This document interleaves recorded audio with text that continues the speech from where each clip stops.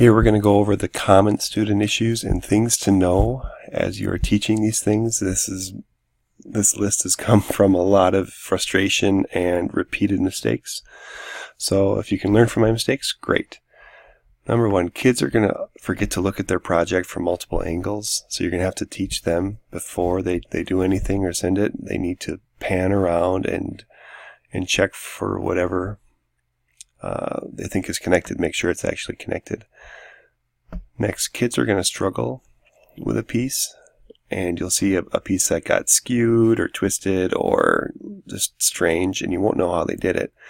They need to just delete that piece and just start all over. A lot of kids won't think that that's the answer. You have to teach them, hey, just delete it and start over. If the title of your workpiece says copy of blank, it usually means that the kids didn't design it themselves. It came from Thingiverse.com. When you open a Thingiverse and you copy it, that's the default title. You'll get better at spotting the things that people download.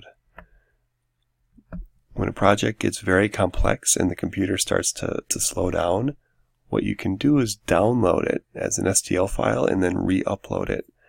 And instead of having 200 small pieces that the computer is trying to deal with all at once, when you re-upload it, it'll all be one piece. You won't be able to edit it anymore, but you'll be able to continue to add to it at that point. Now, I announce that kids need to design 10 things before I'll print anything. So in class, we probably design 7 or 8 things together. A lot of them are just quick and easy, like the rocket, for example. But this helps the printer keep up. It also helps kids accept that the very first thing that they design will not be printed.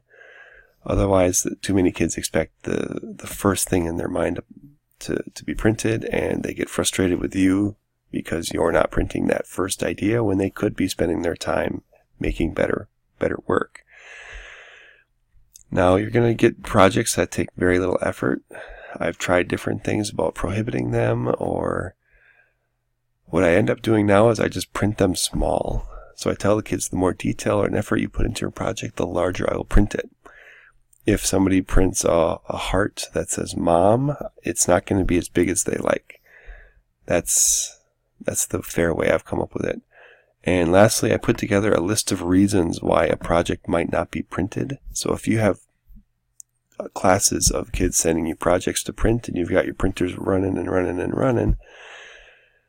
occasionally a project will get lost, it won't get printed. Here are 40 of the reasons why a project might not get printed. And so instead of a kid getting frustrated with you, the number of reasons why a project, when you're working with that many projects, it's a lot. So sharing this with the kids helps them understand, well, I just need to resend it to the teacher. I need to try again. Occasionally, I let kids know that if their project is not printed, they just need to resubmit it to me and we'll try it again. These are the top things that go wrong, and I try to communicate with my students. I hope you find it helpful.